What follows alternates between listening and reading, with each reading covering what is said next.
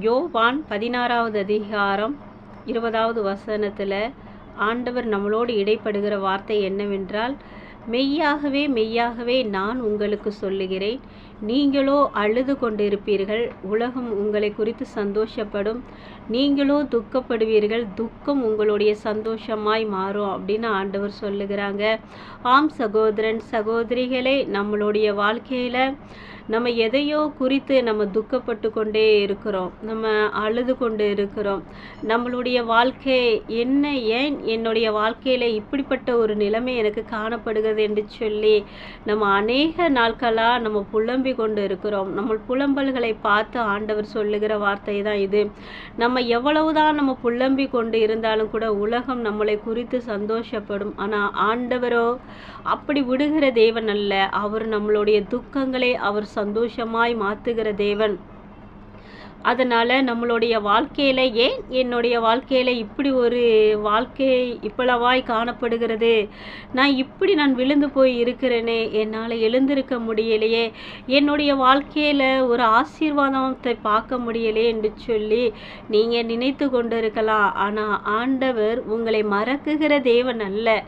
உங்கள் மேலே ஆண்டவர் ஒவ்வொரு நாட்களும் நினைவாக இருக்கிறார். இந்த உலகத்தில் எந்த மனிதர்கள் கூட மாறி போகலாம், ஆனால் நம்மளுடைய தேவன் ஒரு நாள் மாற மாட்டாங்க.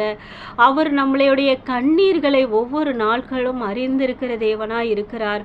அதனால் நீங்கள் நினைக்கலாம், நான் எந்த காரியத்தை செய்தாலும் அதில் எனக்கு ஒரு ஆசீர்வாதம் இல்லை, எனக்கு ஒரு வீடு கூட இல்லையே என்று சொல்லி நீங்கள் புலம்பிக் கொண்டு இருக்கலாம். என் பிள்ளையோட வாழ்க்கைக்கு எனக்கு பணம் இல்லையே, அவர்களுடைய வாழ்க்கையை சந்திக்கிறதுக்கு கூட எனக்கு பணம் இல்லை என்று சொல்லி நீங்கள் புலம்பிக் கொண்டு இருக்கலாம். என்னுடைய கடன் பாரங்கள் என்னை நெருக்கி கொண்டு இருக்கிறதே என்று சொல்லி நீங்கள் அழுது கொண்டு இருக்கலாம். கடன்காரங்களாம் என்னை நெருக்கி கொண்டு இருக்கிறார்களே என்று சொல்லி நீங்கள் அழுது கொண்டு இருக்கலாம். அதை பார்த்து தான் ஆண்டவர் உங்களை சொல்லுகிறாங்க, நீங்கள் அழுது கொண்டு இருப்பீங்க, இந்த உலகம் உங்களை குறித்து சந்தோஷப்படும், ஆனால் உங்கள் துக்கம் சந்தோஷமாய் மாறும் என்று சொல்லி ஆண்டவர் சொல்லுகிறாங்க. உங்களை பார்த்து அநேக பேர் சிரித்து கொண்டு இருக்கலாம். நீங்கள் விழுந்துட்டீங்க என்று சொல்லி இனி நீங்கள் எழுந்திருக்க முடியாது என்று சொல்லி நினைக்கலாம். ஆனால் ஆண்டவர் உங்களை விட்டு விடுகிறதற்கு அவர் மனிதர் கிடையாது.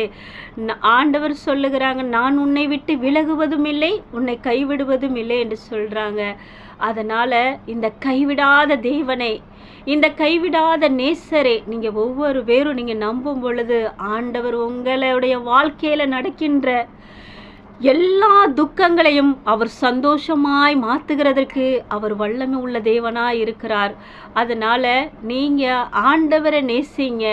இந்த உலகத்தில் அநேக பேர் இருக்கலாம், நான் உன்னை கைவிட மாட்டேன் என்று சொல்லலாம், ஆனால் அவர்கள் கைவிடலாம்.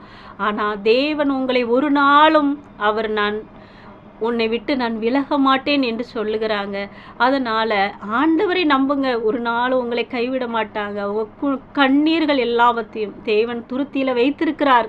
உங்கள் கண்ணீர்கள் எல்லாவற்றையும் அவர் அறிந்திருக்கிறார். அதனால் தேவனை மட்டும் நம்புங்க, தேவனை விசுவாசிங்க, தேவனை சார்ந்து கொள்ளுங்க, தேவனிடத்துல வாங்க. அதனால் உங்களுடைய வாழ்க்கை ஆசீர்வதிக்கப்படும். God bless you. கர்த்தர் தான் அந்த வார்த்தைகளை ஆசீர்வதிப்பாராக.